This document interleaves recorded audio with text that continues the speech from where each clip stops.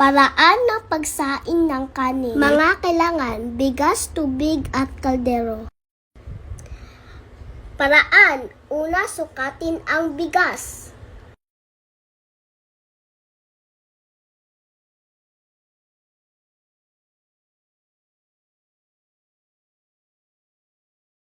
Pangalawa, hugasan ang bigas.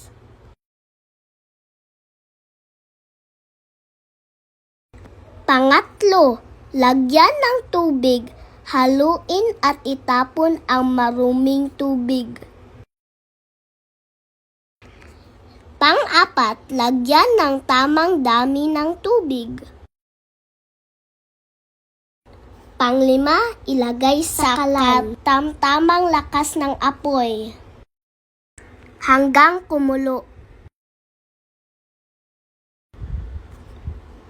Kapag kumukulo na, hinaan ang apoy at takpan. Pang-pito, hintayin maluto. Pang-walo, pagkatapos maluto, patayin ang apoy.